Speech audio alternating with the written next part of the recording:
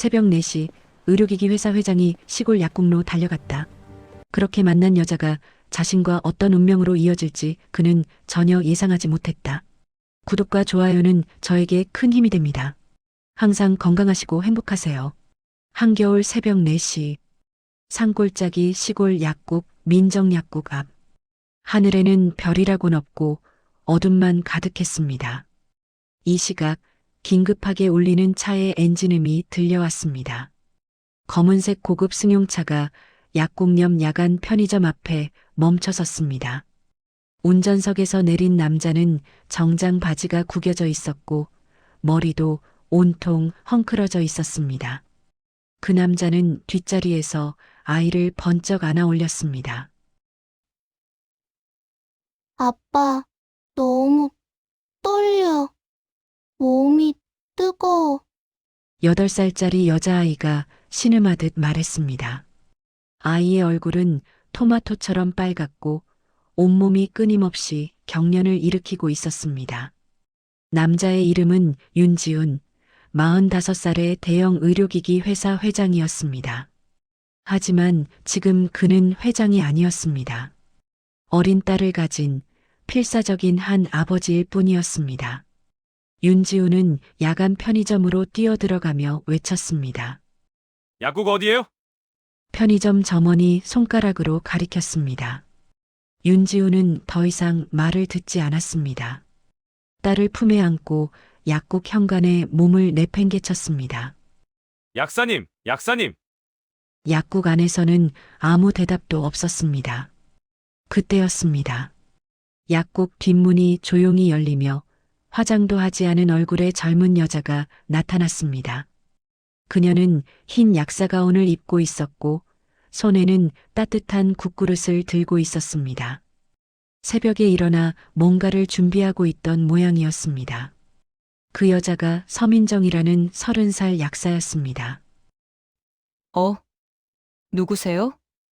서민정이 놀라며 물었습니다. 윤지훈의 모습을 본 순간 서민정의 눈빛이 변했습니다. 놀라움에서 집중력으로요. 마치 불 켜진 등대처럼요. 빨리. 여기 놔두세요. 서민정은 재빨리 소은이를 자기 팔에 안겨받았습니다. 그리고 약국 의자에 아이를 눕히자 손가락으로 아이의 목 근처를 만져봤습니다. 서민정의 손놀림은 신중했고 정확했습니다. 마치 수십 년을 수련한 장인의 손처럼요. 목이 경직되었네요. 그리고 이 발진. 서민정이 윤지훈을 똑바로 봤습니다. 병원을 가셔야 합니다. 지금 당장. 서민정은 119에 전화를 걸었습니다. 그 목소리는 침착했고 설명은 명확했습니다. 마치 이런 상황을 수백 번이나 겪어본 사람처럼요. 하지만 소은이를 바라보는 서민정의 눈빛에는 연민이 있었습니다. 자신의 일을 대하는 자세이지만 동시에 남의 자식을 대하는 따뜻함이 함께 있었습니다. 윤지훈이 서민정의 대응을 보며 묘한 느낌을 받았습니다. 이 여자는 겁먹지 않았습니다. 대신 정확하고 침착했습니다. 돈도 없어 보이고 새벽에 혼자 약국을 지키는 이 평범한 약사는 그의 딸의 목숨을 구하고 있었습니다. 이 여자, 뭔가 다르다. 윤지훈의 가슴이 철렁 내려앉으며 들었습니다. 아이 병원 입원 3일차. 의사의 진단은 확실했습니다. 바이러스성 뇌수막염이었습니다. 하지만 서민정 덕분에 빨리 치료를 받았으므로 이제는 회복 중이었습니다. 소은이는 여전히 링거주를 맞고 있었지만 어제보다는 훨씬 의식이 맑아졌습니다. 그런데 윤지훈은 여전히 흐릿한 얼굴이었습니다. 병실에 앉아 있는 윤지훈의 모습은 마치 바다에 잠긴 돌처럼 무거워 보였습니다. 움직이지 않고 숨도 얕게만 쉬고 있었습니다. 지난 밤을 꼬박 안 자고 있었던 것 같았습니다. 얼굴에는 검은 그림자가 짙게 내려앉아 있었고 눈가에는 혈관이 터질 듯 붉어져 있었습니다. 윤지훈은 혼자 아이를 바라봤습니다. 자기 딸의 얼굴을 보며 서서히 눈가가 젖어오는 것을 느꼈습니다. 하지만 눈물을 흘리지는 않았습니다. 마치 눈물도 잃어버린 사람처럼요. 그때였습니다. 병실 문이 노크도 없이 조용히 열렸습니다. 서민정이 들어섰습니다. 손에는 따뜻한 죽 한 그릇을 들고 있었습니다. 윤지훈이 깜짝 놀라며 일어섰습니다. 서민정이 가만히 미소 지으며 죽을 작은 냄비에서 담아내고 있었습니다. 그 움직임은 매우 자연스러웠고 마치 자신의 아버지를 돌봐본 경험이 있는 사람처럼 정갈했습니다. 윤지훈이 말했습니다. 감사합니다. 근데 당신은 왜? 서민정이 대답했습니다. 약사니까요. 짧은 대답이었습니다. 하지만 그 안에는 많은 것들이 담겨 있었습니다. 자신의 일에 대한 책임감, 남의 고통에 대한 공감, 그리고 어쩌면 자신도 모르는 어떤 끌림 말이에요. 윤지훈은 서민정을 바라봤습니다. 화장도 없고 손도 거칠고 가난해 보이는 이 여자. 하지만 그의 눈에는 이 여자가 자신이 만난 가장 빛나는 사람으로 보였습니다. 병원 퇴원 날, 소은이는 수액도 다 맞았고 의식도 또렷해졌습니다. 더 이상 병원에 누워있을 이유가 없었습니다. 퇴원 서류를 쓰고 있는 윤지훈 옆에서 소은이가 갑자기 물었습니다. 아빠, 그 언니는? 민정이 언니? 윤지훈은 잠깐 멈춰 생각했습니다. 자신도 그 답을 알고 싶었습니다. 서민정을 다시 볼 수 있을까? 그것이 현명한 결정일까? 하지만 아이의 순수한 목소리 속에는 그 질문이 단순한 호기심이 아니었다는 것을 보여주고 있었습니다. 소은이도 이 여자를 그리워하고 있었습니다. 이 아이가 죽음 앞에서 처음 받은 따뜻함을 말이에요. 윤지훈이 서류에 사인을 하며 중얼거렸습니다. 글쎄, 모르겠네. 하지만 그의 가슴은 이미 답을 알고 있었습니다. 마치 나침반이 북쪽을 가리키듯 자신도 그 여자 쪽으로 향하고 싶었으니까요. 5날이 지났습니다. 윤지훈은 매일 밤 소은이를 재우고 난 후 자신의 방에서 혼자 휴대폰을 들었다 놨다를 반복했습니다. 손가락은 서민정의 이름으로 검색을 했고 약국 번호까지 떴습니다. 하지만 통화 버튼을 누르지는 못했습니다. 자신이 무엇을 원하는지, 그리고 그것이 옳은지 아닌지 알 수 없었으니까요. 하지만 우주가 결정을 내려주었습니다. 대학 친구이자 의료재단의 이사인 이준호가 윤지훈에게 전화를 했습니다. 지훈아, 너 맡은 의료 캠프 기억나? 시골 마을에 약을 나눠주는 그 행사? 응, 기억하는데? 그런데 이제 그 프로젝트에 협력할 약사가 필요해. 근처 약국 약사가 진짜 능력 있대. 한번 봐줄 수 있을까? 윤지훈의 손가락이 떨렸습니다. 그 약사 이름이 뭐야? 서민정이라고.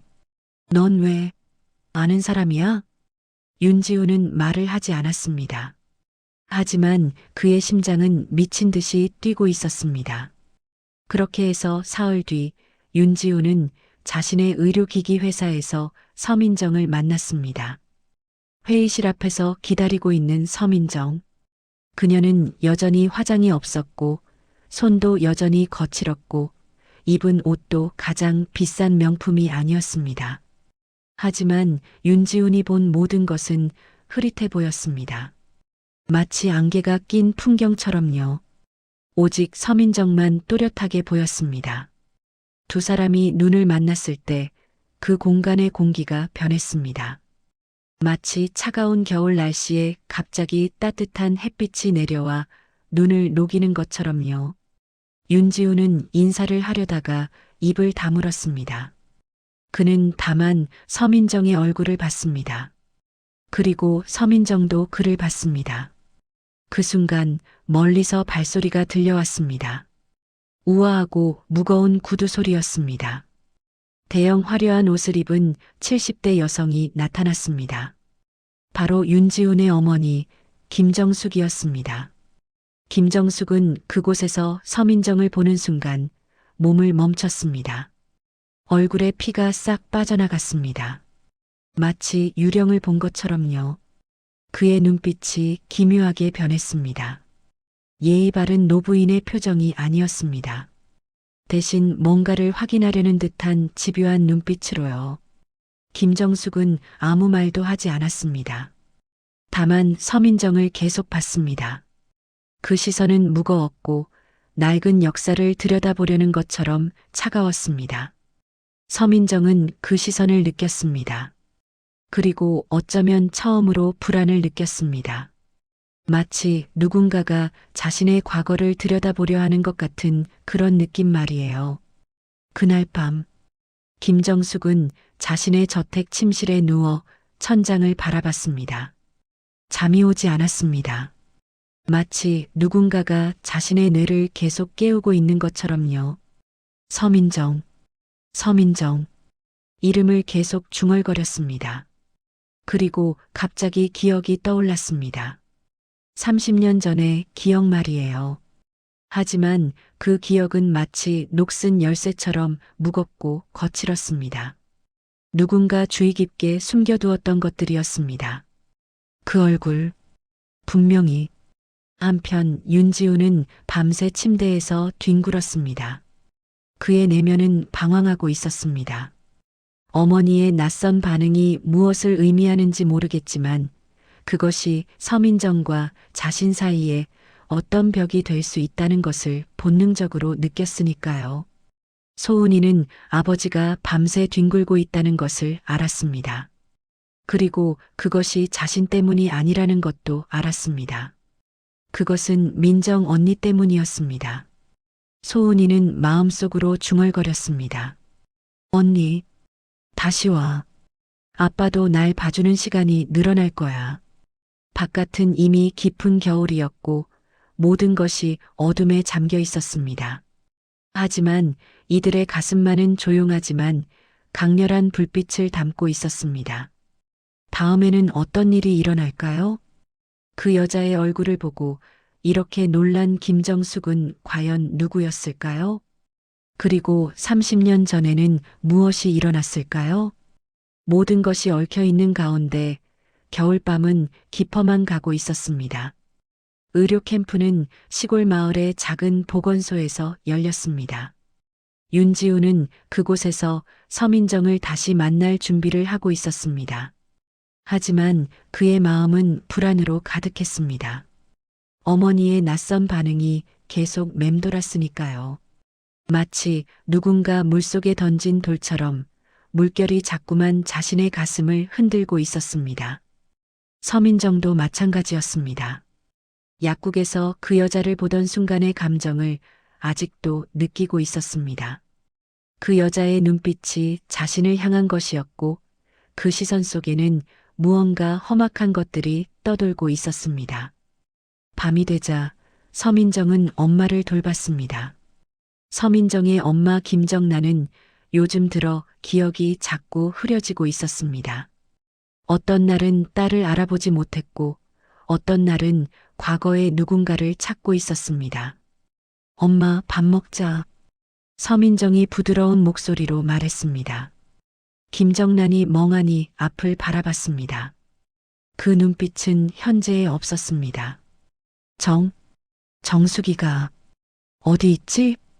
김정란이 중얼거렸습니다. 서민정의 손이 얼었습니다. 누구예요, 엄마? 정숙이가 누구세요? 서민정이 물었습니다. 하지만 김정란은 대답하지 않았습니다. 대신 창밖을 바라봤습니다. 마치 누군가를 기다리는 것처럼요. 같은 시간 윤정숙은 자신의 개인 변호사를 불렀습니다. 저택의 방안은 조용했습니다. 외부인들이 들으면 안 될 대화를 하기 위함이었습니다.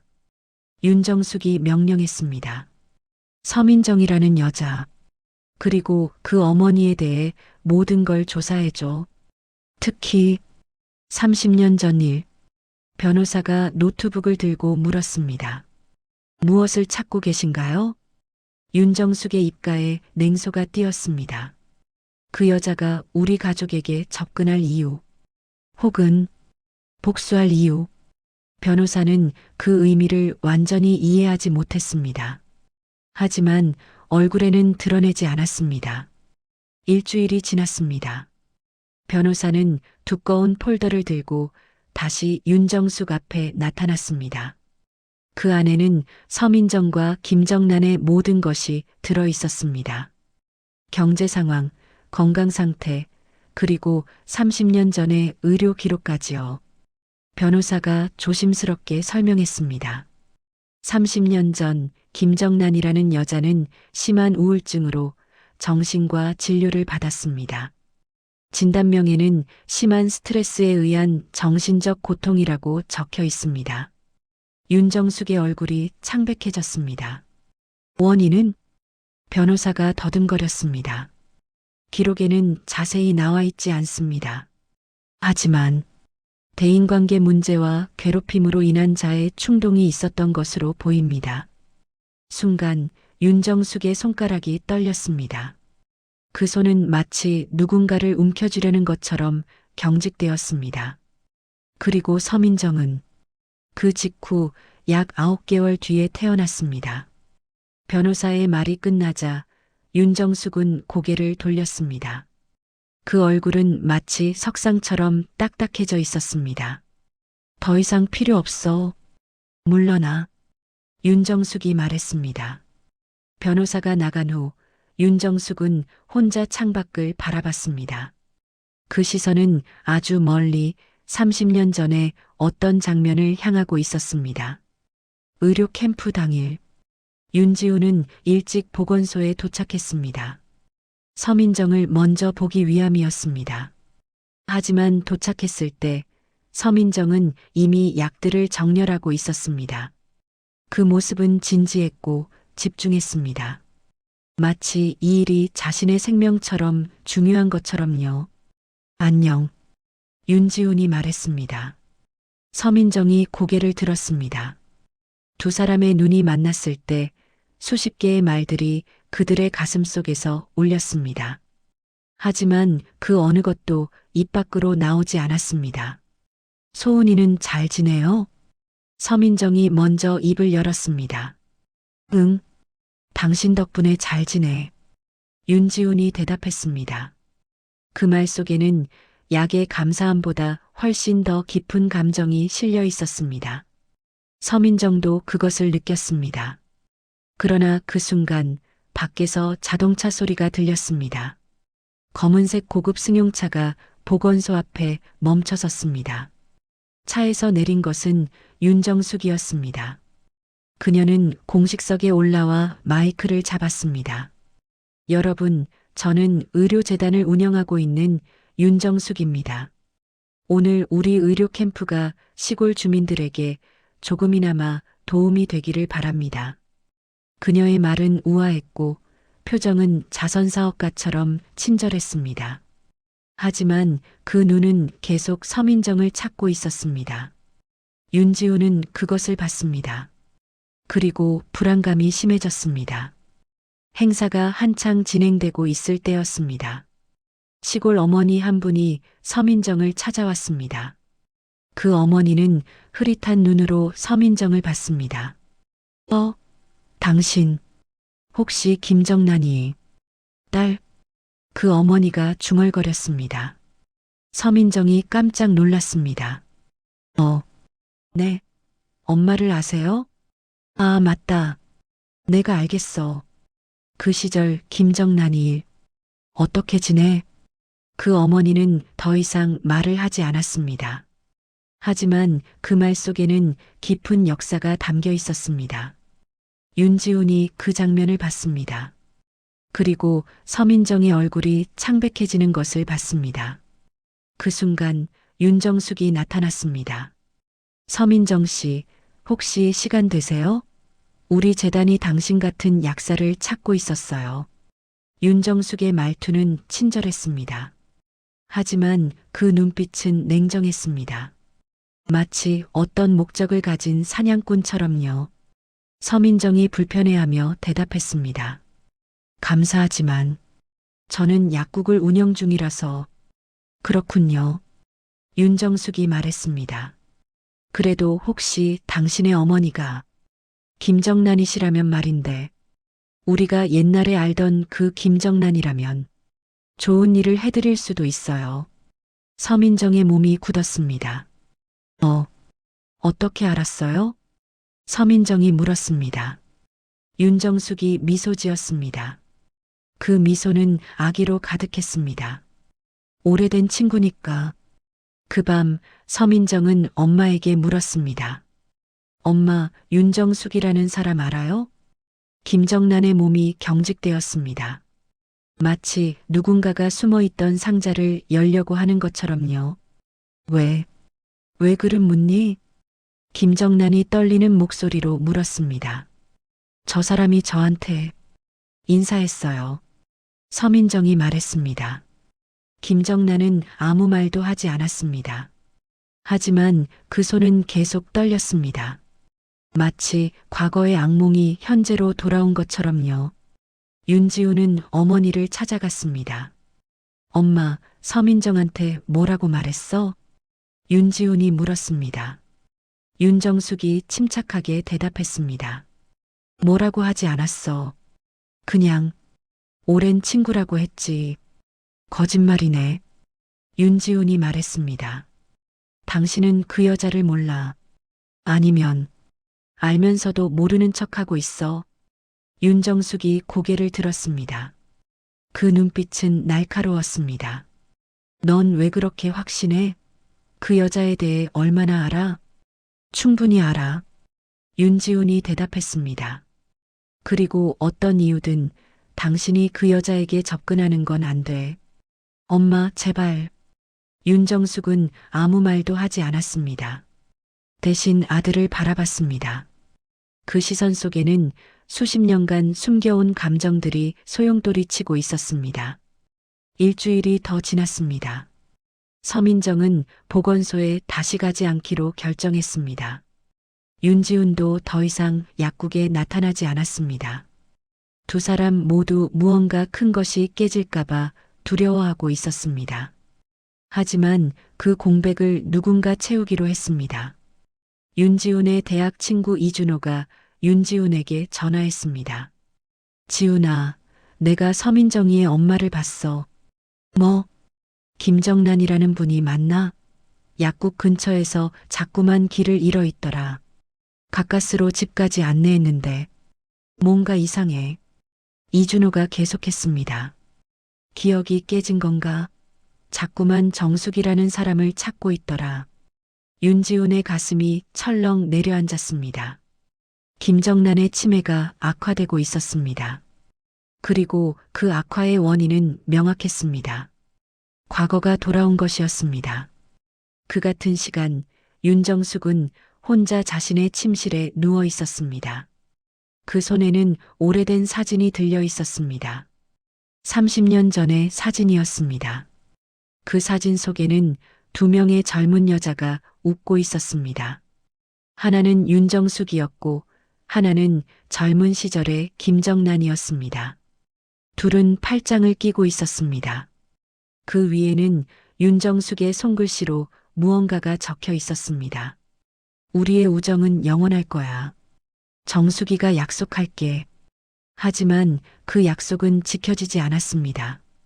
그 대신 남겨진 것은 상처였습니다. 30년이 지난 지금까지 썩지 않은 상처가요. 윤정숙의 눈에서 눈물이 흘렀습니다. 하지만 그것은 후회의 눈물이 아니었습니다. 오히려 자신이 지은 죄를 정당화하려는 눈물이었습니다. 그 여자는 날 배신했어. 윤정숙이 중얼거렸습니다. 그래서 난 그 여자를 버렸고 그 여자가 낳은 아이도 나는 포기해야 해. 그 밤 윤정숙은 결정을 내렸습니다. 뭔가 무서운 결정이었습니다. 다음 날 아침 윤지우는 서민정의 약국으로 갔습니다. 약국 문은 닫혀 있었습니다. 오픈 시간인데도요. 윤지우는 뒷문을 두드렸습니다. 서민정. 아무 대답이 없었습니다. 윤지우는 불안감이 온몸을 감쌀 때 창문 너머로 누군가가 눈을 뜨는 것을 봤습니다. 서민정이 문을 열었습니다. 그 얼굴은 창백했고 눈은 붉어져 있었습니다. 마치 밤새 울었던 것처럼요. 뭐예요? 서민정이 물었습니다. 엄마가 요즘. 윤지우는 말을 할 수 없었습니다. 서민정의 모습 자체가 말하고 있었으니까요. 서민정이 입을 열었습니다. 제 엄마가 치매가 빠르게 진행되고 있어요. 의사 말로는 충격이나 스트레스가 원인일 수 있대요. 서민정이 목소리를 낮췄습니다. 그리고 어제 엄마가 자꾸만 약을 많이 먹으려고 했어요. 마치 이 모든 기억에서 벗어나려는 것처럼요. 윤지훈이 서민정을 끌어안았습니다. 하지만 서민정은 그것을 밀어냈습니다.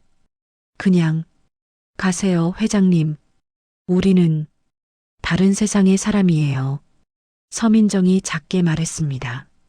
당신의 어머니가 뭔가를 하고 있어. 그리고 그것은 제가 견딜 수 없는 거예요.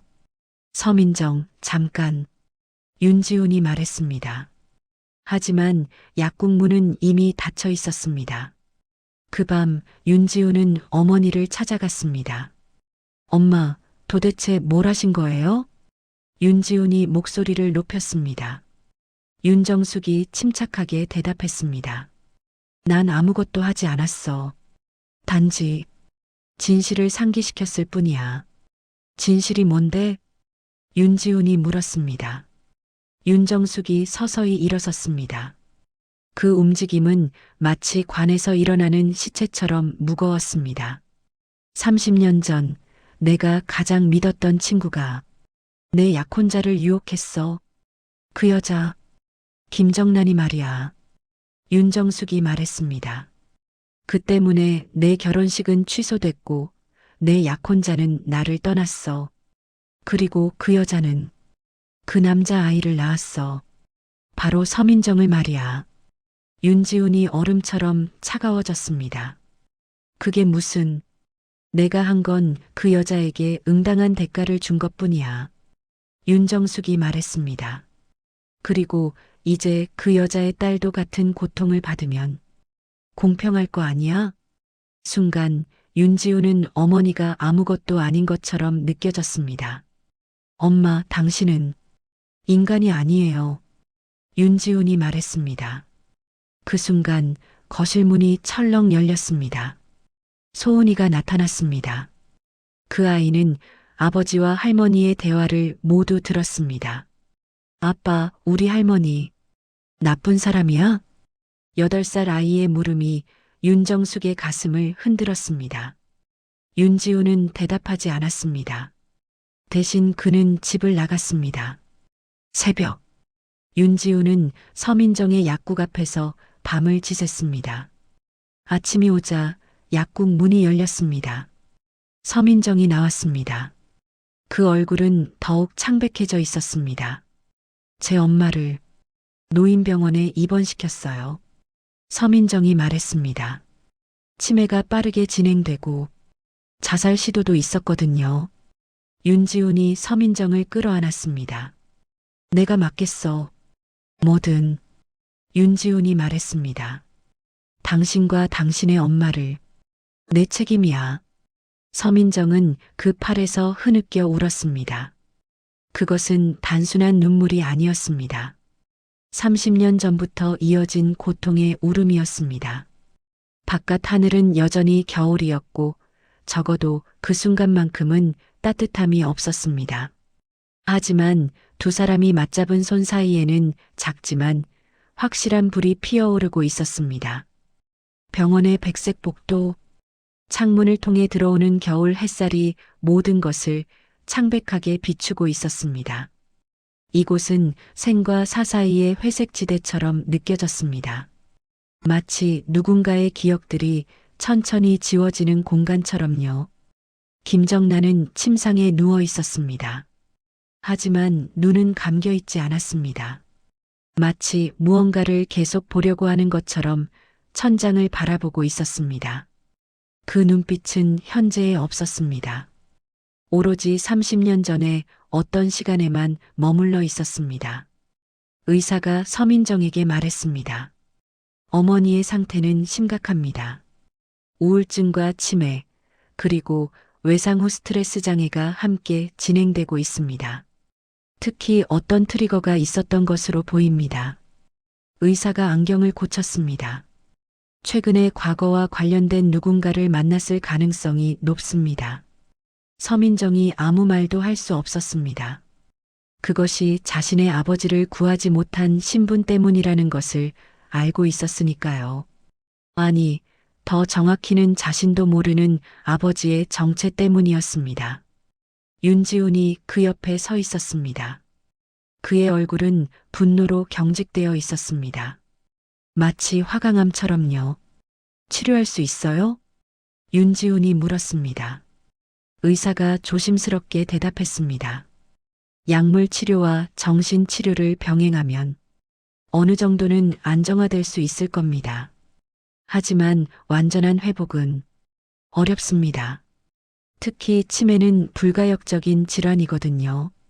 의사가 나간 후 윤지훈은 김정란의 침상 옆에 앉았습니다. 어머니, 저 왔어요. 서민정이 아버지예요. 윤지훈이 말했습니다. 하지만 김정란은 반응하지 않았습니다. 마치 사람이 아닌 것처럼요. 한편 윤지훈의 저택에서는 또 다른 폭풍이 몰아치고 있었습니다. 윤정숙은 거실에 홀로 앉아 있었습니다. 그 얼굴에는 평온함이 없었습니다. 대신 무언가를 계산하고 있는 표정이 있었습니다. 그때 소은이가 나타났습니다.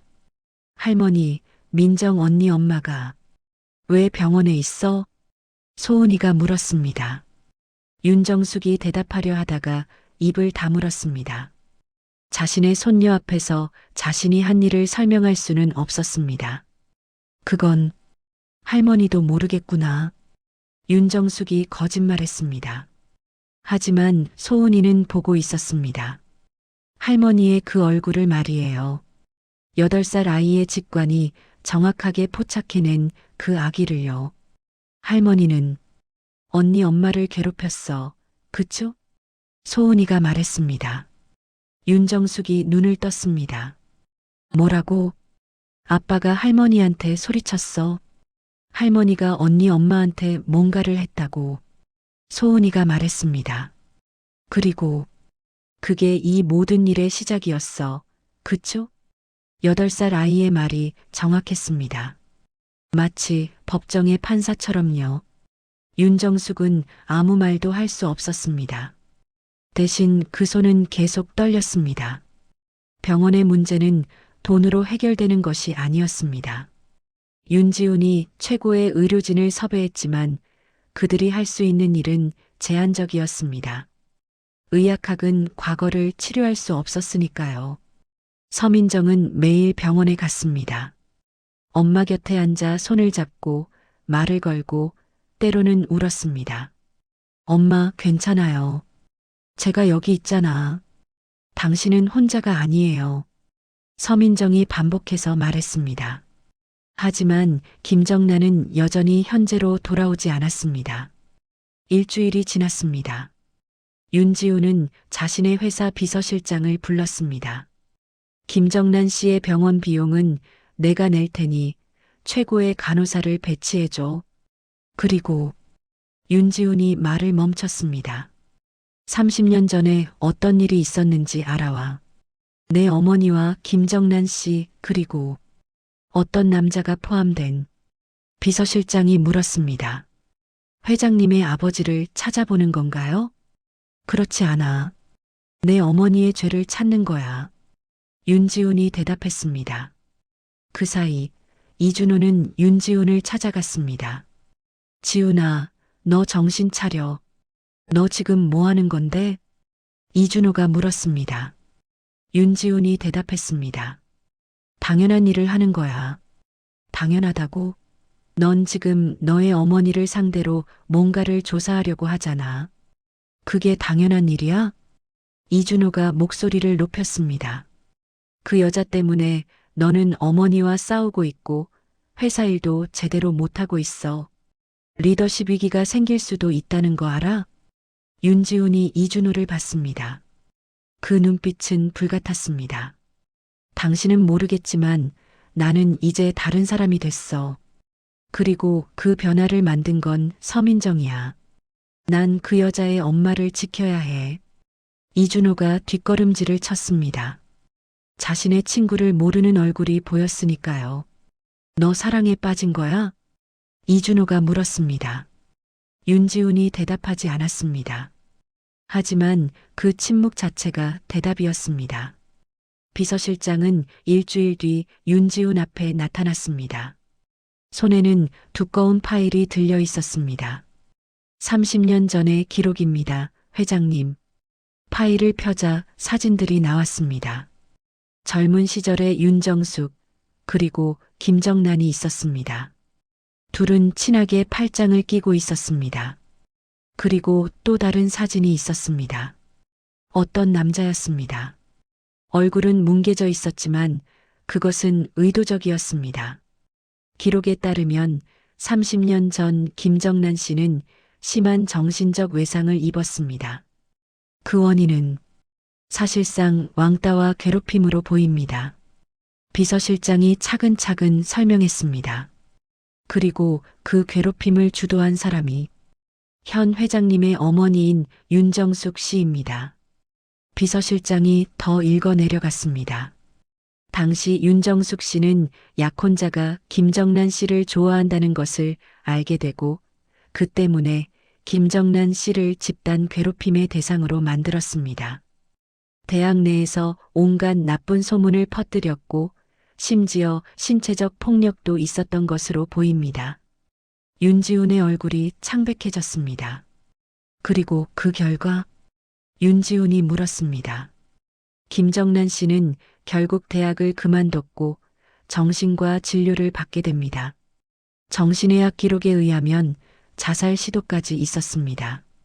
비서실장이 마지막 문서를 펼쳤습니다. 그리고 약 9개월 뒤 서민정이 태어났습니다. 아버지 기재라는 공란입니다. 순간 윤지훈은 모든 것을 이해했습니다. 김정란은 그 남자와 결혼하려고 했습니다.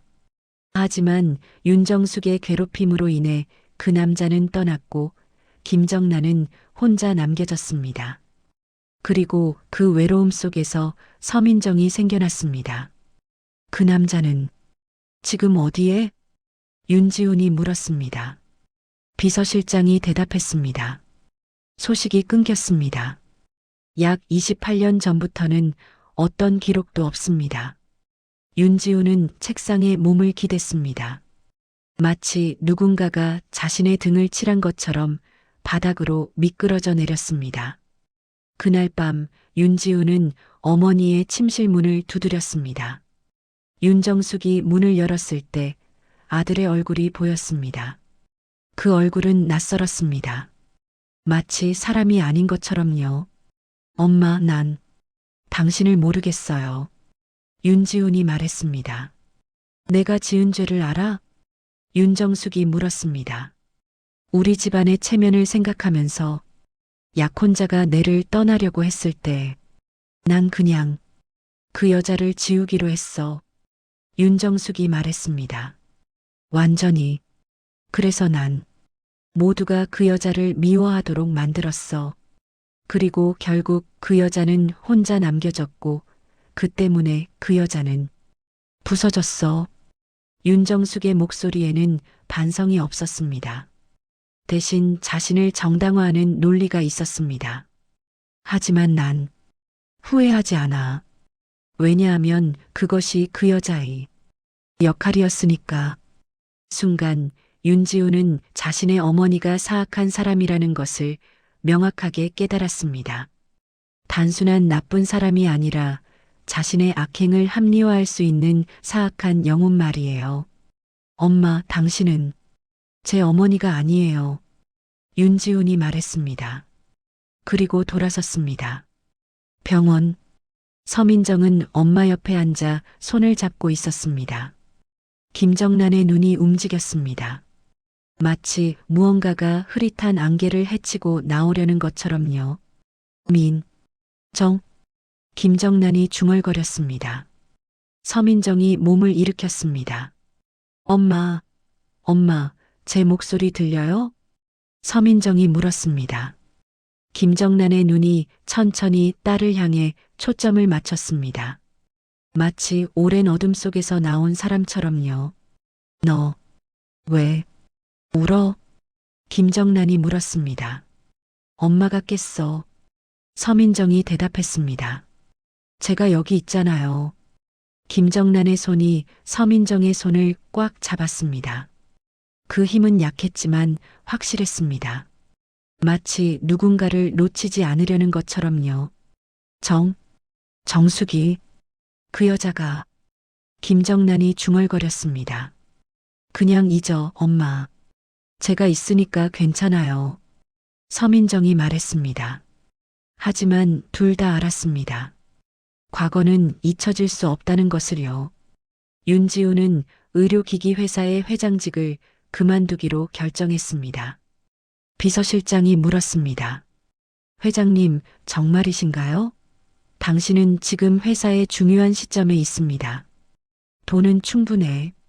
이제 나는 다른 것이 필요해. 윤지훈이 대답했습니다. 그리고 내 어머니를 위해 할 수 있는 일이 뭔가 있을 것 같아. 비로소 자신에게 직면하는 시간 말이야. 소은이가 아버지 옆에서 물었습니다. 아빠, 우리 할머니는 어떻게 되는 거야? 윤지훈이 대답했습니다. 할머니는 이제 혼자 생각해야 해. 자기가 한 일이 뭐였는지 말이야. 할머니는 나쁜 사람이야? 소은이가 다시 물었습니다. 윤지훈이 한참을 생각한 후 대답했습니다. 할머니는 부서진 사람이야. 그리고 그 부서짐이 다른 사람도 부서뜨렸어. 하지만 그렇다고 해서 할머니를 버릴 순 없어. 왜냐하면 할머니도 우리 가족이니까.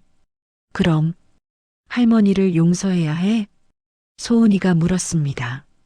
용서는 시간이 해야 해, 소은아. 우리가 할 수 있는 일은 다만 진실을 마주하는 것뿐이야. 윤지훈이 대답했습니다. 봄이 왔습니다. 겨울이 끝났습니다. 병원의 창문으로 녹색이 들어오기 시작했습니다. 여름을 기약하는 초록빛 말이에요. 김정란은 병원의 정원 의자에 앉아 있었습니다. 그 옆에는 서민정이 있었습니다. 그리고 그 옆에는 윤지훈이 있었습니다.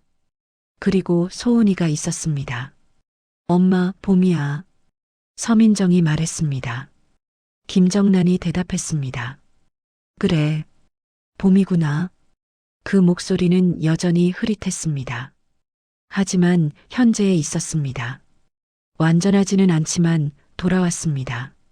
소은이가 꽃을 따서 김정란에게 주었습니다. 할머니, 봄꽃이야.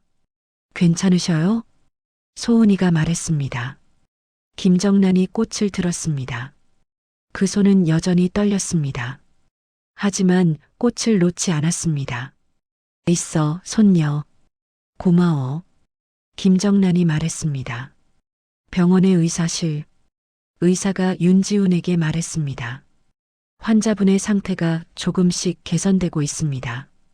약물 치료와 무엇보다 당신들 같은 사람들이 옆에 있다는 것이 큰 도움이 됩니다.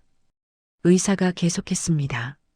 하지만 완전한 회복은 불가능합니다. 치매는 진행하는 질환입니다. 다만 현재 진행 속도를 늦출 수는 있습니다. 윤지훈이 물었습니다. 환자분이 과거를 기억할 필요가 있나요? 의사가 대답했습니다. 필수적이지는 않습니다. 오히려 과거가 환자분을 해치는 요소라면 잊음도 치료일 수 있습니다. 윤지훈이 고개를 끄덕였습니다. 저택에서 윤정숙은 혼자 앉아 창밖을 바라보고 있었습니다. 소은이가 할머니를 찾아갔습니다. 할머니, 뭐 하세요? 소은이가 물었습니다. 윤정숙이 대답했습니다. 할머니가 실수를 했구나. 큰 실수를. 그럼 사과하면 안 돼요? 소은이가 물었습니다. 윤정숙이 아이를 봤습니다. 그 눈빛에는 수십 년간 숨겨온 죄의식이 차 있었습니다. 사과할 수 없는 일들도 있어. 그것들은 오직 스스로를 용서하거나 혹은 영원히 참아내야 해. 윤정숙이 말했습니다. 할머니는 영원히 참기로 했어. 그 밤 약국에서 서민정과 윤지훈이 앉아 있었습니다. 약국은 조용했습니다. 새벽 4시에 그 조용함처럼요. 감사해요. 서민정이 말했습니다. 뭐해? 윤지훈이 물었습니다. 저와 제 엄마를 포기하지 않아서. 서민정이 대답했습니다. 윤지훈이 서민정의 손을 잡았습니다. 난 너를 놓을 수 없어. 그리고 그 일이 정말 다행이야. 그 순간 약국 문이 열렸습니다. 윤정숙이 들어섰습니다. 그녀의 얼굴은 창백했고 눈은 홍백했습니다. 마치 죽음 앞에 선 사람처럼요. 서민정 씨, 윤정숙이 말했습니다. 난 너한테 용서를 청할 수 없어. 왜냐하면 내가 한 일은 용서받을 수 없는 것이니까. 윤정숙이 무릎을 꿇었습니다. 하지만 나는 이것을 하고 싶었어. 그리고 윤정숙은 그 자리에서 목이 메어 울었습니다. 마치 30년 동안 참아온 모든 눈물을 한 번에 쏟아내는 것처럼요. 서민정은 아무 말도 하지 않았습니다. 단지 그 장면을 보고 있었습니다. 그것은 사죄가 아니었습니다. 하지만 그것도 뭔가의 시작이었습니다. 여름이 왔습니다. 약국 건너편에 새로운 의원이 들어섰습니다. 윤지훈 정신건강센터라고 쓰인 간판이 달려 있었습니다. 윤지훈은 의료사업가를 그만두고 정신건강상담가가 되기로 결정했습니다. 뭐 하는 일이에요? 어떤 환자가 물었습니다. 윤지훈이 대답했습니다. 과거의 상처를 치유하는 일이죠. 제가 배운 것처럼요. 병원의 정원. 김정란은 이제 휠체어에 탈 필요도 없었습니다. 다만 천천히 걸을 뿐이었습니다. 엄마 약국에 가시는 거 어때요? 서민정이 물었습니다. 글쎄, 좋아. 김정란이 대답했습니다. 그곳이 내 집인가? 서민정이 미소 지었습니다. 그래, 엄마. 그곳이 우리 집이에요. 그리고 어느 날 소은이가 윤정숙에게 물었습니다. 할머니, 이제 괜찮아요? 윤정숙이 아이를 봤습니다. 그 눈빛은 아직도 서글펐습니다. 하지만 그 속에는 무언가 다른 것이 생겨나고 있었습니다. 회개라고 부를 수 있는 것 말이에요. 할머니는 이제 서서히 좋아질 거야. 당신들 덕분에. 윤정숙이 대답했습니다. 그리고 언젠가는 그 여자와도 말을 할 수 있을 거야. 비록 그것이 용서일 수는 없겠지만. 가을이 왔습니다. 30년 전에 상처가 피어난 꽃처럼 천천히 지고 있었습니다. 완전히 사라지지는 않을 것이었습니다. 하지만 그 흔적 위에 새로운 것들이 자라나고 있었습니다. 약국 벽에는 이제 새로운 사진이 붙어 있었습니다. 윤지훈, 서민정, 소은이, 그리고 김정란이 함께 웃고 있는 사진이었습니다. 그 아래에는 글씨가 쓰여 있었습니다. 상처는 사람을 부숴도 되지만 사랑은 사람을 다시 세울 수 있다. 겨울이 다시 왔습니다. 윤지훈의 정신건강센터는 이제 지역에 많은 사람들이 찾는 장소가 되어 있었습니다. 하지만 윤지훈의 마음은 여전히 무거웠습니다. 마치 깊은 우물 밑바닥에 돌을 놓은 것처럼요. 그것은 윤정숙 때문이었습니다. 약 반년이 지났는데도 윤정숙과 김정란은 여전히 만나지 않았습니다. 윤정숙은 자신의 방에 갇혀 있었고 김정란은 약국과 병원 사이를 오가고 있었습니다. 두 사람 모두 서로를 피하고 있었습니다. 윤지우는 이것을 알았습니다. 그리고 그것이 모두를 고통스럽게 하고 있다는 것도요. 저택의 거실에서 윤지우는 어머니와 마주 앉았습니다. 윤정숙은 여전히 창밖만 바라보고 있었습니다. 마치 돌상처럼 움직이지 않으면서요. 엄마, 우리 얘기해요. 윤지훈이 말했습니다. 윤정숙이 천천히 고개를 돌렸습니다. 그 눈빛은 공허했습니다. 뭘 말해야 해? 윤정숙이 물었습니다. 30년 전 일이요. 엄마가 왜 그렇게 했는지 윤지훈이 말했습니다. 윤정숙이 긴 숨을 내쉬었습니다. 난 그 여자를 사랑했어. 윤정숙이 시작했습니다. 정말로 친구라기보다는 자매처럼 그 여자가 없으면 난 나일 수 없었어. 하지만 윤정숙이 목이 메었습니다. 하지만 그 여자가 내 약혼자를 빼앗았어. 아무리 생각해도 이해가 안 됐어. 왜 내 가장 친한 친구가 내 사랑하는 사람을 뺏어갔는지 윤지훈이 물었습니다. 그리고 그 때문에 엄마는 그 여자를 부서뜨렸어? 그래. 윤정숙이 대답했습니다. 난 그 여자를 완전히 부숴버리기로 했어. 그게 복수라고 생각했거든. 하지만 윤정숙이 한참을 말하지 않았습니다.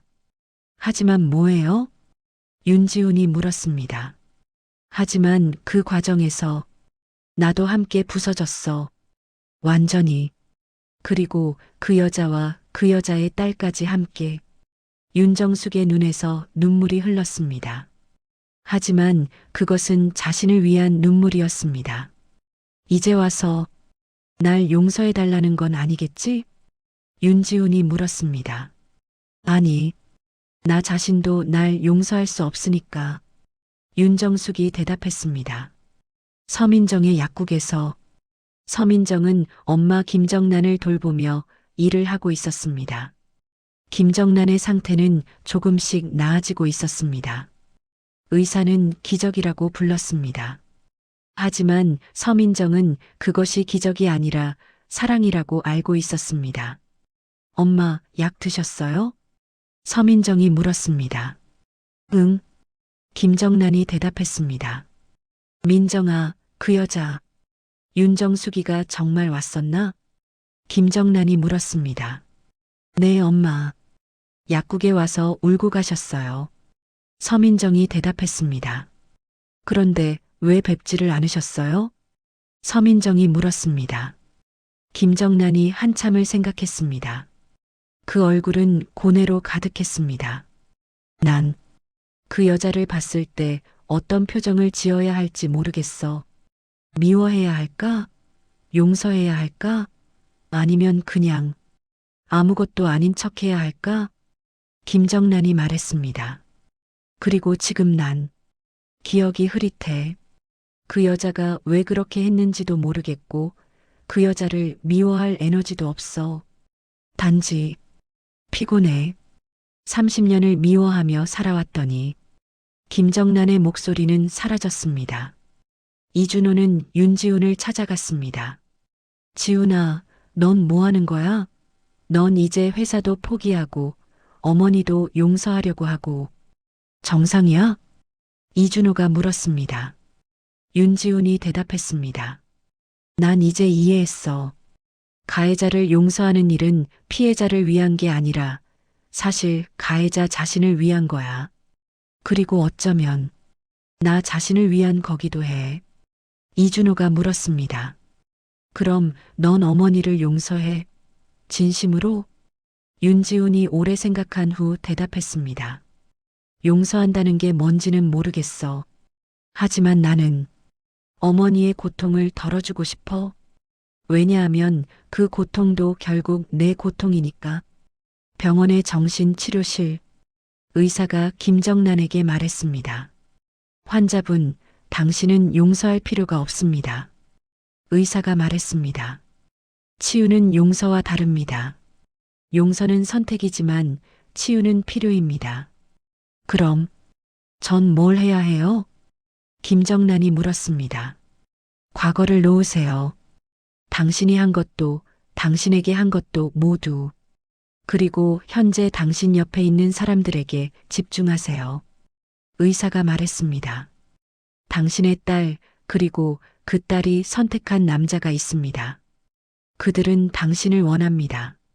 그것으로 충분합니다. 겨울이 깊어졌습니다. 눈이 소복이 내렸습니다. 마치 그 모든 과거들을 덮으려는 것처럼요. 약국 앞에서 서민정은 눈을 봤습니다. 그 눈은 따뜻했고 깨끗했습니다. 윤지훈이 옆에서 그를 봤습니다. 추워? 윤지훈이 물었습니다. 응. 하지만 좋아. 서민정이 대답했습니다. 이 눈이 모든 걸 하얗게 덮어주는 것 같아. 마치 새 시작 같아. 그때였습니다. 검은색 승용차가 약국 앞에 멈춰 섰습니다. 차에서 내린 사람은 윤정숙이었습니다. 그녀의 얼굴은 창백했고 손은 떨리고 있었습니다. 하지만 그녀는 나아갔습니다. 한 발 한 발씩요. 약국 문을 열며 윤정숙이 말했습니다. 서민정 씨, 김정란을 뵐 수 있을까요? 서민정이 순간 얼어붙었습니다. 하지만 윤지훈이 그의 손을 잡았습니다. 가봐. 윤지훈이 속삭였습니다. 서민정이 뒤로 들어갔습니다. 약국의 뒷방. 김정란이 앉아 있었습니다. 창밖에 눈을 보고 있었습니다. 서민정이 들어왔을 때 김정란은 고개를 돌렸습니다. 엄마, 손님이 오셨어요. 서민정이 말했습니다. 그리고 윤정숙이 들어섰습니다. 두 여자가 마주봤을 때 시간이 멈춘 것 같았습니다. 마치 30년의 세월이 한순간에 응축된 것처럼요. 김정란이 입을 열었습니다. 정숙이? 김정란이 중얼거렸습니다. 응, 난 여기 와 있어. 오랜만에. 윤정숙이 말했습니다. 당신을 봐야 했어. 아무리 늦어도. 윤정숙이 천천히 무릎을 꿇었습니다. 나이 많은 여자가 무릎을 꿇는 모습은 비통했습니다. 마치 누군가를 애도하는 것처럼요. 난 미안해. 정말 미안해. 윤정숙이 말했습니다. 내가 한 일들이 뭐였는지 알아. 이제는 알아.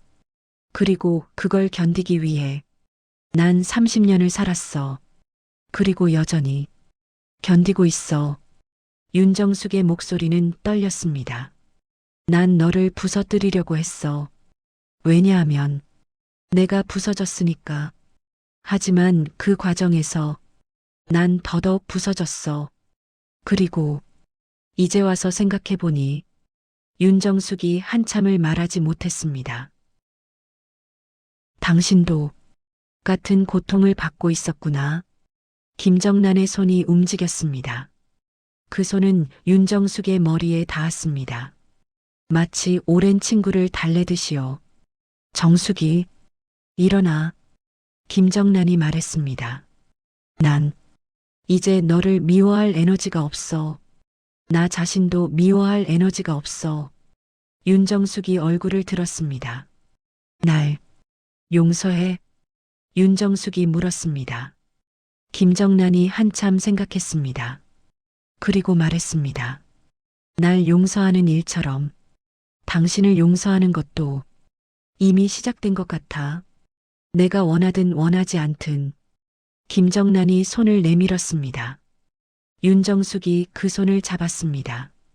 두 손은 오랜 세월 떨어져 있었던 것처럼 서로를 꽉 잡았습니다. 마치 다시는 놓치지 않겠다는 약속처럼요. 약국 밖에서 윤지훈과 서민정은 눈이 소복이 내리는 거리를 바라보고 있었습니다. 우리 엄마, 괜찮을까?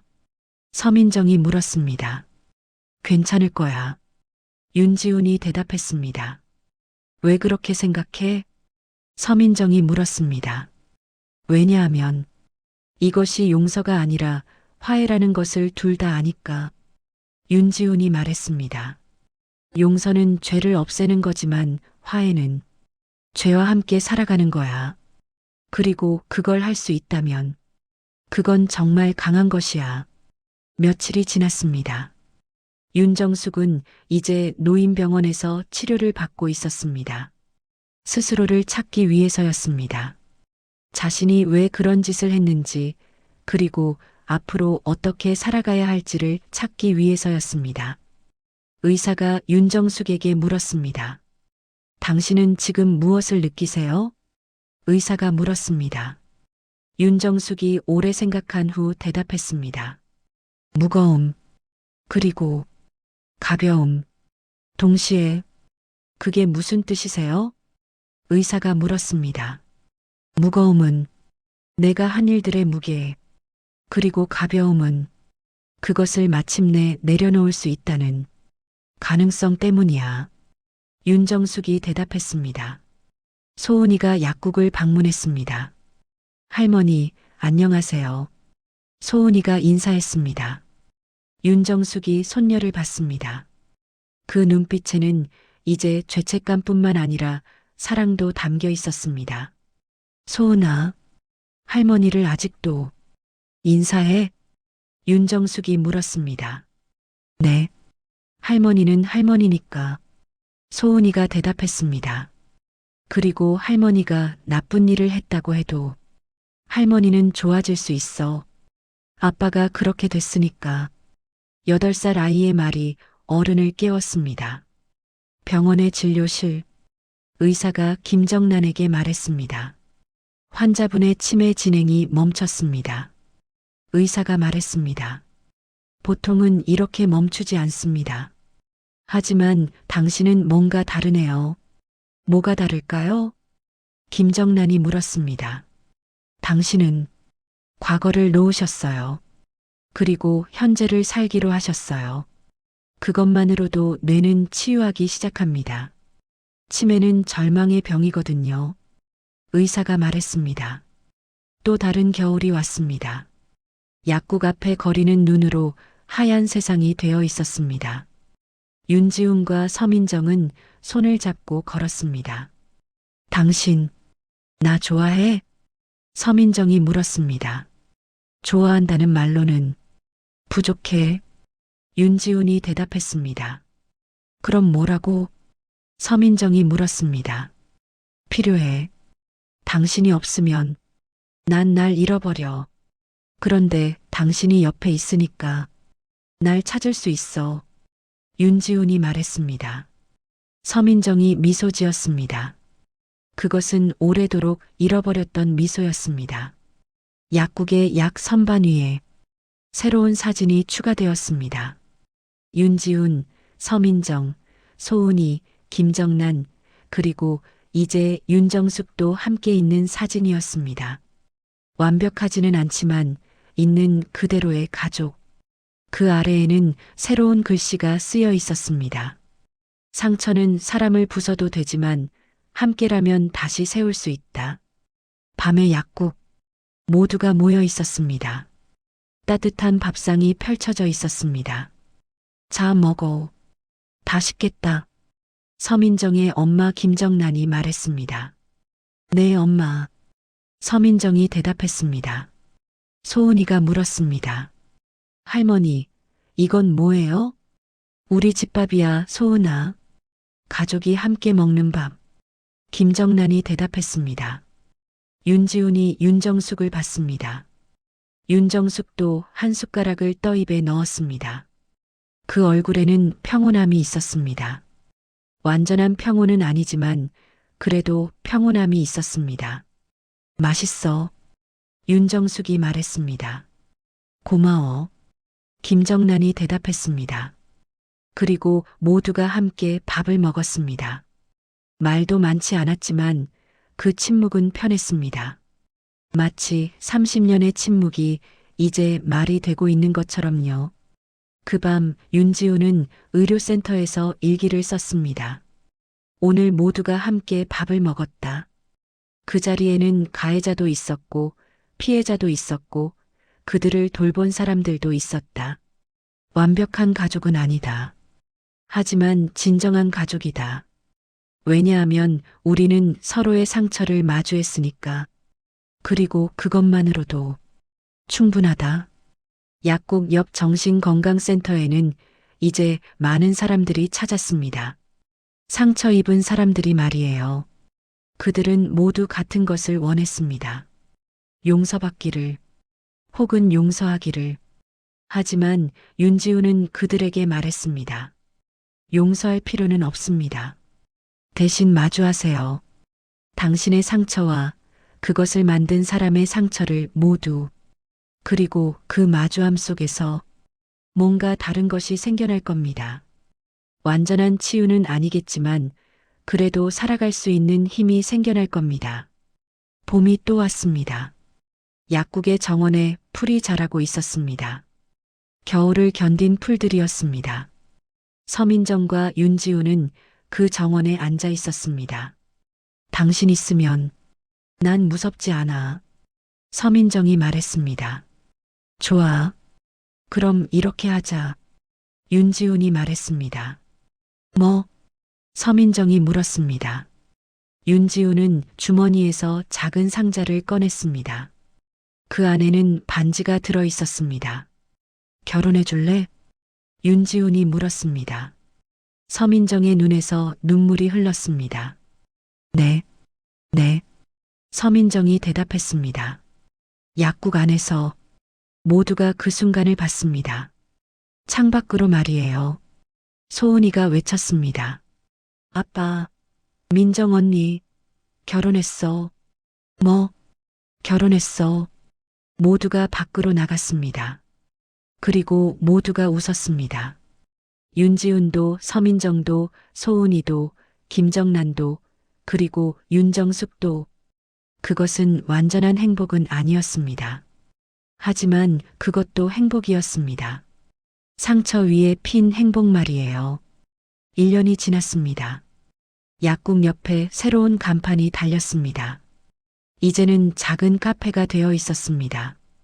약국과 의료센터, 그리고 이 카페가 한 건물을 이루고 있었습니다.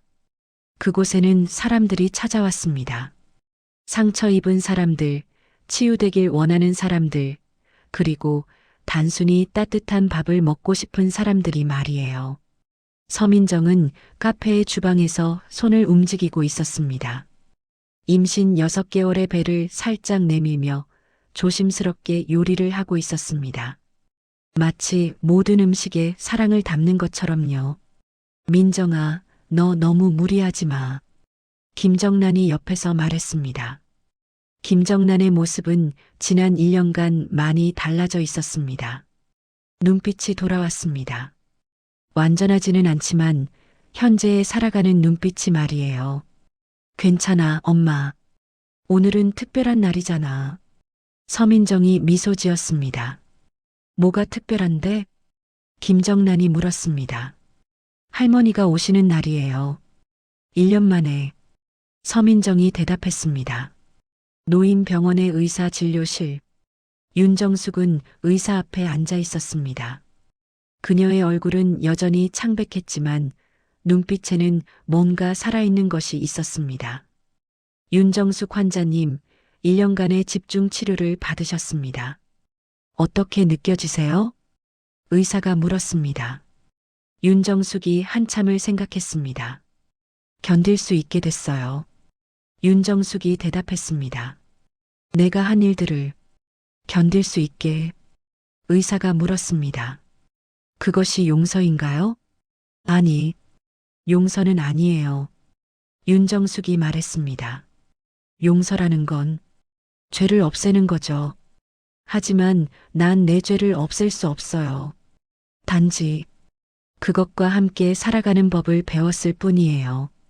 그리고 그것이 제 죄에 대한 유일한 성실함이라고 생각해요. 의사가 고개를 끄덕였습니다. 좋습니다. 당신은 퇴원할 준비가 되셨습니다. 하지만 혼자가 아니라 누군가와 함께라면 훨씬 더 좋을 것 같은데요.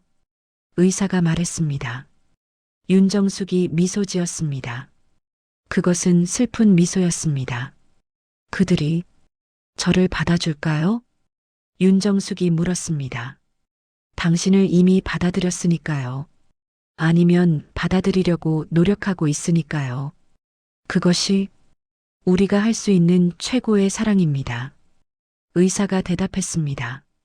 카페에서 윤지우는 테이블을 정렬하고 있었습니다. 의료센터의 사무를 잠시 미루고 아내를 도우러 온 것이었습니다. 아빠, 할머니 올 때까지 얼마나 남았어?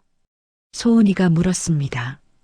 소은이는 이제 9살이 되어 있었습니다. 1시간 정도? 할머니는 항상 정각에 오셔. 윤지훈이 대답했습니다. 소은이가 또 물었습니다.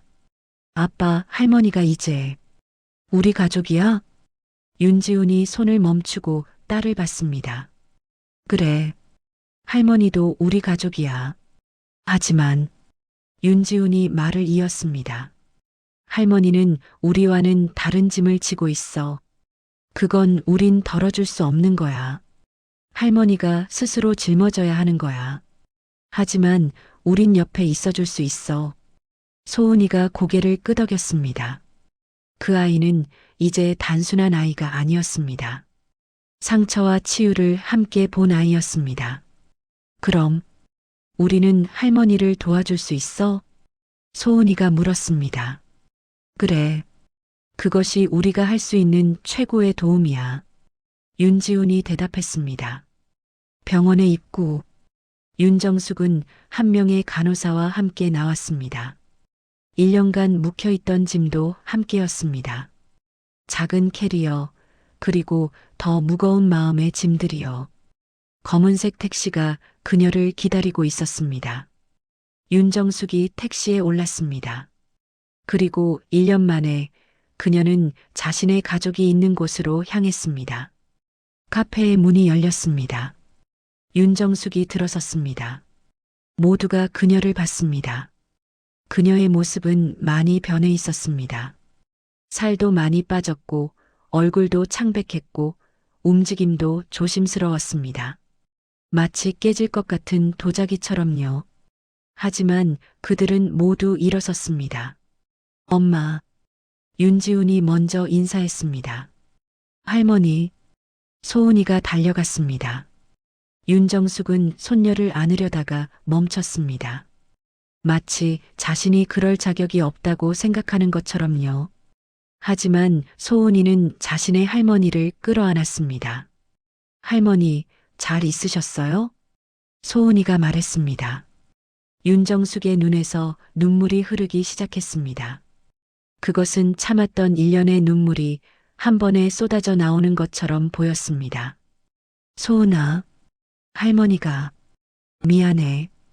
윤정숙이 중얼거렸습니다. 괜찮아, 할머니. 우리 다 알아요. 소은이가 말했습니다. 그리고 나머지도 다가갔습니다. 서민정도 그리고 김정란도요. 저녁 모두가 함께 밥을 먹고 있었습니다. 테이블 위에는 따뜻한 음식들이 펼쳐져 있었습니다. 서민정의 엄마가 손수 만든 음식들이었습니다. 맛있네. 윤정숙이 말했습니다. 김정란이 대답했습니다. 고마워. 이제 서로 밥도 나눠 먹으니까. 그 말 속에는 많은 것들이 담겨 있었습니다. 용서, 화해, 그리고 재출발 말이에요. 소은이가 물었습니다. 할머니, 이제 우리 집에 계속 계신 거죠? 윤정숙이 한참을 생각했습니다. 그래. 할머니가 머물 수 있다면 계속 있고 싶어? 윤정숙이 대답했습니다. 물론 너희한테 폐가 될까봐. 하지만 윤지훈이 끊었습니다. 엄마, 당신은 우리의 폐가 아니에요. 당신은 우리 가족이에요. 그것은 변하지 않아. 윤지훈이 말했습니다. 밤, 윤정숙은 준비된 방에 누워 있었습니다. 1년 만에 가족과 함께 있는 밤이었습니다. 천장을 바라보며 그녀는 생각했습니다. 30년 전에 그날, 자신이 가장 친한 친구를 버리기로 결정한 그날, 그 이후의 모든 악행들, 그리고 마침내 온 이 순간, 내가 이걸 견딜 수 있을까? 그 순간 문이 조용히 열렸습니다.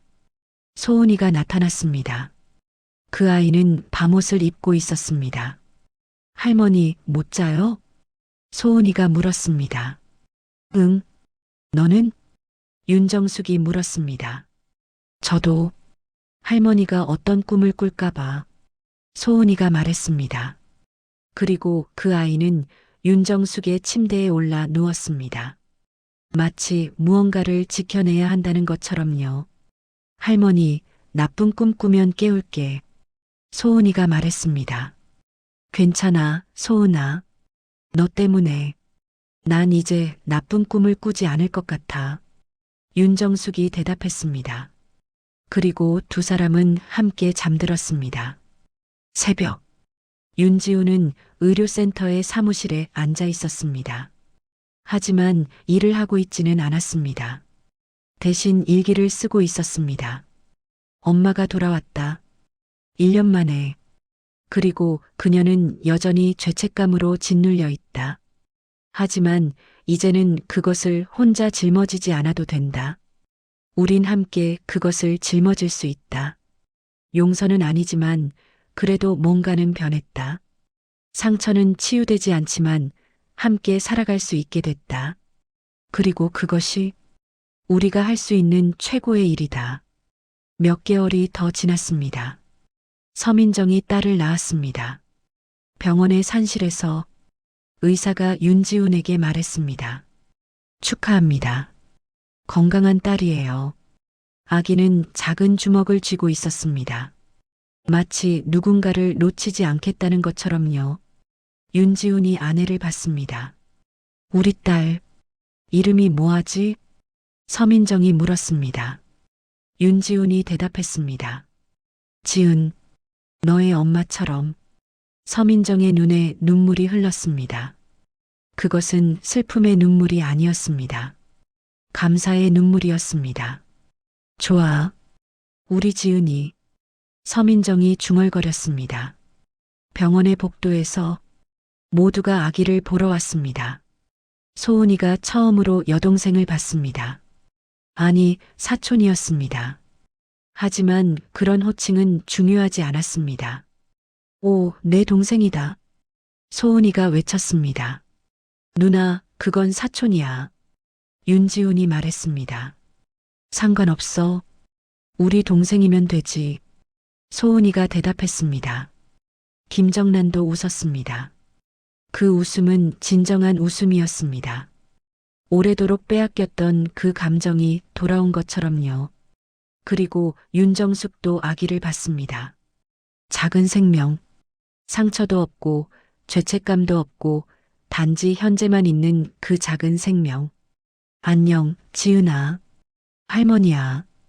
윤정숙이 말했습니다. 넌 행복하게 살아야 해. 할머니처럼. 상처받으면서 살면 안 돼. 그 순간 윤정숙은 깨달았습니다. 자신이 지은 죄들이 이 새로운 생명에까지 전해질 수 있다는 것을, 상처는 세대를 넘어 전해질 수 있다는 것을, 하지만 동시에 그것을 멈출 수도 있다는 것도 깨달았습니다. 이 아이는 다를 거야. 윤정숙이 중얼거렸습니다. 왜? 윤지훈이 물었습니다. 왜냐하면 우린 이제 안다. 상처가 뭔지. 그래서 이 아이에게는 상처를 주지 않을 수 있어. 우린 배웠으니까. 윤정숙이 대답했습니다. 1년이 더 지났습니다. 약국의 옆에 보육원이 문을 열었습니다. 정신건강센터와 함께 아이들의 심리 상담을 하는 공간이었습니다. 작은 아기 지은이는 이제 돌을 지났습니다. 카페의 테이블 위에서 혼자 밥을 집어먹고 있었습니다. 흐리멍텅한 눈으로요. 소은이는 지은이 옆에 앉아 있었습니다. 우리 동생 밥 잘 먹네. 소은이가 말했습니다. 그 옆에는 서민정이 그리고 그 옆에는 김정란이 있었습니다. 그리고 매일 그 자리에 앉는 윤정숙도 있었습니다. 윤정숙은 여전히 죄책감으로 무거웠습니다. 하지만 이제는 그것이 자신의 것만은 아니었습니다. 그것을 나누어 짊어지는 사람들이 있었으니까요. 저녁, 윤지우는 의료센터에서 한 청년을 상담하고 있었습니다. 선생님, 제가 제 부모님을 용서할 수 있을까요? 그 청년이 물었습니다. 윤지훈이 대답했습니다. 용서라는 게 뭔지 아세요? 뭔데요? 일반적으로 사람들은 용서를 상대방의 잘못을 물어뜯지 않는 것이라고 생각합니다. 하지만 그건 단순한 포기일 뿐입니다. 윤지훈이 말했습니다. 진정한 용서는 상대방의 상처까지 이해하는 것입니다. 왜 그렇게 됐는지, 왜 그렇게 했는지 들어주는 것입니다. 청년이 물었습니다. 그건 너무 어려운데요. 맞습니다. 아주 어렵습니다. 윤지훈이 대답했습니다. 하지만 그것이 인간만이 할 수 있는 일입니다. 동물은 용서하지 않습니다. 하지만 우린 할 수 있습니다. 그것이 우리의 가장 큰 힘입니다. 봄이 다시 왔습니다. 약국 앞의 정원에는 꽃들이 피어 있었습니다. 벚꽃이었습니다. 서민정은 아기 지은이를 안고 그 꽃을 봤습니다. 우리 딸 봐. 이게 봄이야. 모든 게 다시 시작되는 시간이야. 서민정이 말했습니다. 아기 지은이는 꽃을 손으로 집으려고 했습니다. 하지만 닿을 수 없었습니다. 아직은 멀어. 하지만 언젠가는 너도 저 꽃을 따고 싶은 게 생길 거야. 그때는 너도 할 수 있어. 서민정이 중얼거렸습니다. 그 옆에서 윤지훈이 아내를 봤습니다. 당신, 지금 뭐 생각해? 윤지훈이 물었습니다. 우리 딸이 이 세상에서 행복하게 살 수 있을까 하는 생각이 들어. 서민정이 대답했습니다. 그건 우리가 해줄 수 있어. 윤지훈이 말했습니다. 어떻게? 서민정이 물었습니다. 충분한 사랑으로, 그리고 자신의 상처를 마주할 용기로. 윤지훈이 대답했습니다. 의료센터의 벽에는 이제 많은 사진들이 붙어 있었습니다. 상처 입은 많은 사람들의 사진들이었습니다. 하지만 그 사진들 속에는 모두 미소가 있었습니다. 완전한 치유는 아니었지만 함께 살아갈 용기를 얻은 사람들의 미소들이었습니다. 저택의 거실에서 윤정숙은 혼자 창밖을 보고 있었습니다. 하지만 이제는 다른 사람과 함께 있었습니다. 소은이가 옆에 앉았습니다. 할머니, 뭐 하세요? 소은이가 물었습니다. 봄을 봐. 어떻게 생각해? 윤정숙이 물었습니다. 좋아요. 따뜻해요. 소은이가 대답했습니다. 맞지. 봄은 겨울이 끝나는 계절이야. 모든 게 얼어붙어 있던 계절이 끝나는 거야. 윤정숙이 말했습니다. 우리도 이제 봄이 온 것 같아. 소은이가 물었습니다. 할머니, 그럼 할머니의 겨울은 이제 끝난 거예요? 윤정숙이 한참을 생각했습니다. 글쎄언, 할머니의 겨울은 아직도 있어. 어쩌면 평생 있을 거야. 하지만 윤정숙이 손녀를 안았습니다. 너희가 있으니까 그 겨울도 견딜 수 있을 것 같아. 소은이가 할머니를 안았습니다. 그것은 용서는 아니었습니다. 하지만 그것도 사랑이었습니다.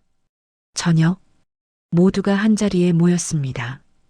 약국의 카페에서 윤지훈, 서민정, 소은이, 아기 지은이, 그리고 김정란, 윤정숙, 테이블 위에는 따뜻한 밥이 놓여 있었습니다.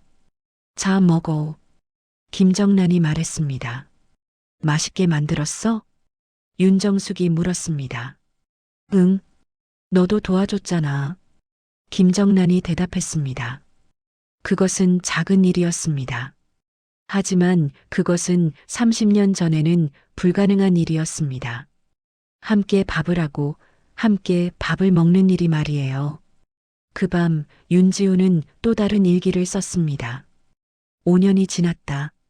그날부터 새벽 4시에 야간 편의점 앞에서 만난 그날부터 그 여자는 내 아내가 되었고 그 여자의 엄마는 내 어머니가 되었다. 내 어머니는 여전히 자신의 죄로 고통받고 있지만 이제는 혼자가 아니다. 상처는 치유되지 않았다. 하지만 그것과 함께 살아가는 법을 배웠다. 그것이 우리가 할 수 있는 최고의 일이다. 내 딸 지은이가 자라면서 배울 가장 중요한 것은 상처받지 않는 것이 아니라 상처와 함께 살아가는 용기일 것이다. 그리고 그 용기를 주는 것이 부모의 책임이다. 계절은 다시 겨울을 맞이했습니다. 약국 앞의 거리는 다시 눈으로 하얀 세상이 되어 있었습니다. 하지만 이번 겨울은 달랐습니다. 겨울에도 이 거리를 지나는 사람들이 있었습니다. 약국에 들어가는 사람들, 의료센터에 찾는 사람들, 카페에서 밥을 나누는 사람들, 모두가 각자의 상처를 안고 있었습니다. 하지만 모두가 그것과 함께 살아가는 법을 배우고 있었습니다. 약국의 벽에 이제 한 장의 사진이 더 붙어 있었습니다. 윤지훈 가족의 단체 사진이었습니다. 그리고 그 아래에는 이전의 글에서 한 줄이 더 추가되었습니다. 상처는 사람을 부숴도 되지만 함께라면 다시 세울 수 있다. 그리고 그렇게 세워진 사람들은 다른 상처 입은 사람들도 세워줄 수 있다. 그것이 우리가 지금 하는 일이다. 밤, 약국의 등불이 환하게 켜져 있었습니다. 마치 그 불이 어둠 속에 누군가를 부르고 있는 것처럼요. 민정아, 이제 가자. 윤지훈이 말했습니다. 아기 지은이는 이미 엄마의 팔 안에서 잠들어 있었습니다. 소은이도 피곤한 얼굴로 일어섰습니다. 김정남과 윤정숙도 함께 일어섰습니다. 그들은 함께 약국을 나갔습니다. 야밤의 거리로요. 그리고 그들은 함께 걸었습니다. 윤지훈과 서민정이 손을 잡고 소은이가 할머니들 손을 잡고 아기 지은이가 엄마의 팔 안에서 완벽하지 않은 가족, 하지만 진정한 가족, 상처를 나누고 그 상처로 서로를 이해하는 가족 말이에요. 눈은 계속 소복이 내렸습니다. 마치 그 모든 상처들을 덮으려는 것처럼요. 하지만 그들은 알고 있었습니다. 상처는 덮여져도 사라지지 않는다는 것을, 대신 그것과 함께 살아가야 한다는 것을, 그리고 그것이 가장 진정한 치유라는 것을. 도시의 불빛이 더욱 밝아졌습니다. 겨울밤 하늘 아래 한 가족의 불빛이 환하게 빛나고 있었습니다. 마치 지난 30년의 어둠을 걷어내는 것처럼요. 그리고 그 불빛 속으로 또 다른 상처 입은 사람들이 찾아오고 있었습니다. 약국으로, 의료센터로, 카페로요. 그곳에서 그들은 배우게 될 것입니다. 상처는 끝이 아니라 시작이라는 것을, 그리고 함께라면 어떤 어둠도 견딜 수 있다는 것을. 그의 겨울, 우리는 만났다. 그것이 시작이었습니다. 그리고 그 만남으로부터 모든 것이 바뀌었습니다. 상처 입은 사람들이 모여 서로의 상처를 마주하고 함께 살아가는 법을 배웠습니다. 완벽한 치유는 없었습니다. 하지만 그래도 괜찮았습니다. 왜냐하면 우리는 이제 혼자가 아니니까요.